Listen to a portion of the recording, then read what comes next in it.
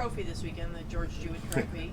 I mean, is that meaningful to you that this trophy is honoring an African American that played in Michigan and Northwestern? Yeah, I think it's one of those things where people are like, who is he? And I think when you really look at who he is and what he did at the time period he did is really, really impressive. I think, and I went and looked it up, and I just think when you think about the time, like the Civil War ended in 1865, right? Jim Crow, or Plessy versus Ferguson was 1896.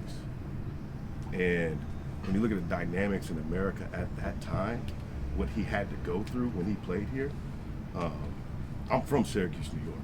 And so I grew up knowing about Floyd Little, Jim Brown, right? Ernie Davis. And so I understand what they had to go through in the 1950s, 1960s. While my family's from Birmingham, Alabama, my grandpa moved here when he was 16 to go to school. And just those personal stories from my grandpa and what he had to go through, again, that's in the 1950s, 1960s. So you're talking about a time in America where a lot of people didn't go to college in the first place, not even black people, right? He came to school at Michigan as a black man, right?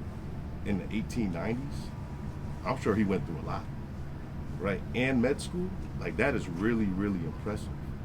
And I mean, I saw a stat that said there wasn't another African American, I just say black, y'all. So another black person that lettered at Michigan football for another 40 years, right? And so what he did is amazing, and it's it's a great honor for him. I personally, it means a lot to me. I'm excited about just from where my family is from and what they went through early on. In the history I know about the running backs who were in that area in Syracuse, and so it means a lot. And I think it should not be overlooked. It's not being overlooked. And it's really, really impressive. And I think that, I just think in my mind of what he had to go through week in and week out in the games he played in, when there were fans there, and what was said to him, and the man he is, and to go to med school, I mean, there's no greater honor, and I'm glad that we get to play for him.